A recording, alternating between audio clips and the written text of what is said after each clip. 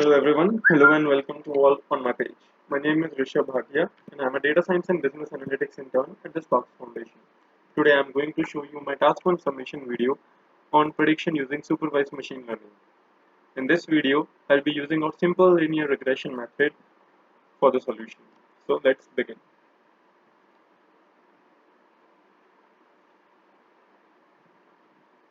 I'm using Jupyter Notebook and Python for the solution. I've imported pandas, numpy, matplotlib and seaborn libraries to start with. I've entered the URL for our dataset which was provided to us. Okay. So in the exploratory phase, I'm taking out the data shape and data head. So it gives us 25 and 2 as an output. So what it means is that 25 are the rows and 2 are the columns. The two columns are R's and scores. Now the second method, the next approach would be to describe the data set. So what we get as a result in output is we are getting count, mean, standard deviation, minimum values and so on. Okay, that's pretty standard. Now, yeah, this is an important phase.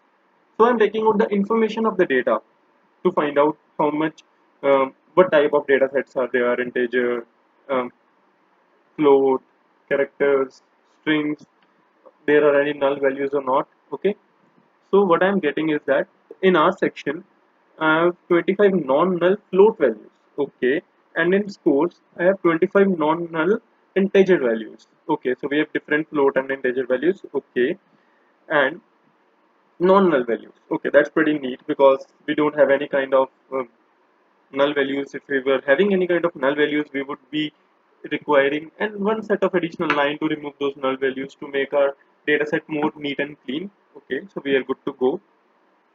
So this is the general plot which I have mentioned. Like I have x-axis as R's and I have labeled y-axis as scores, and that's a pretty standard code. Now, yeah. So I'm using machine learning and statistics go hand in hand. We need to know the basic concept of statistics to reach out to the solution. So I'm taking out correlation for the data to know how much the two values are correlated with each other. What I'm getting is that 0.97. Okay, that's pretty close to 1. So it means that our data set is very good. We are having a good correlation value. By default, it's giving out with the Pearson method. We can have different correlation methods also if we specify to that. I've labeled R's data and scores data as R's and scores in smaller caps to for the typing ease. Okay, so I'm taking out the first of all I'm taking out the graphical representation of the R's.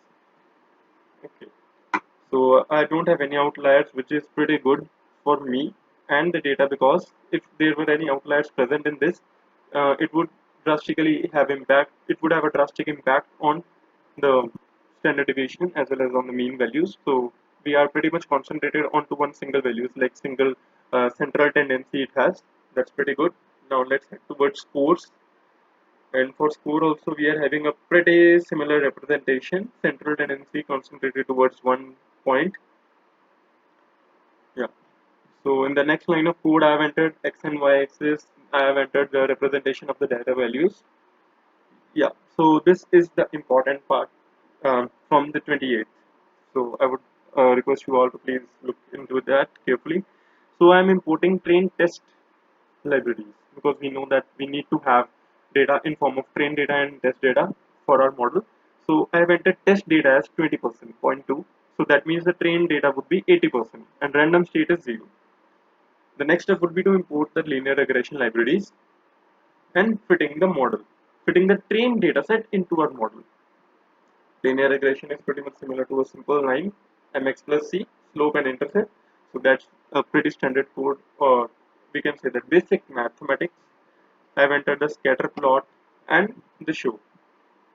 So we all know that in real life scenarios, all the points cannot situate on a single line, but it's good that they are not much scattered on our graphical representation. They're pretty much close, so we can work with this.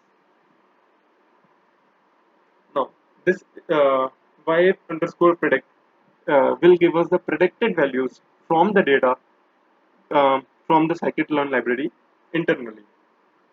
I am comparing the data for the actual and the predicted values to know that how much difference they are having in between.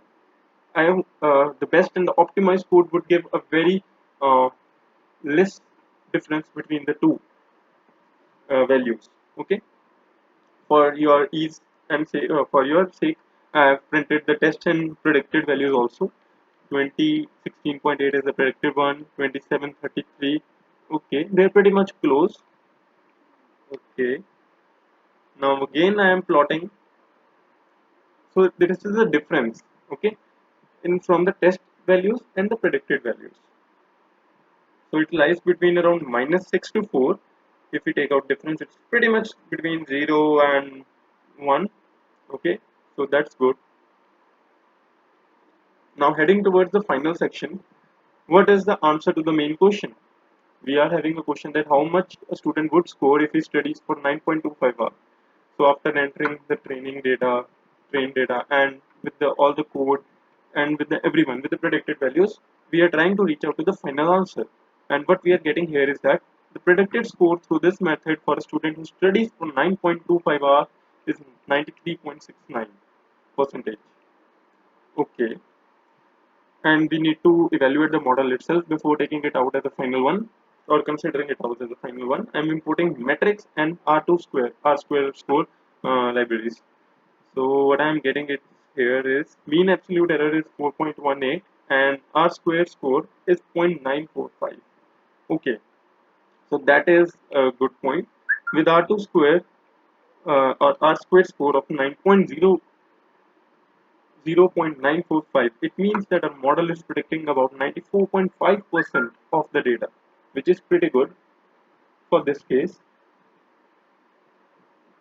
Okay, uh, but in next code we would definitely try to make it from 94 to 97 or 98, but it's pretty good for this case, and we are good to go. And thank you. So if you are having any kind of suggestions for to improve this code or optimize it for a better or a shorter code, your comments are welcome. So thank you and have a nice day. Bye.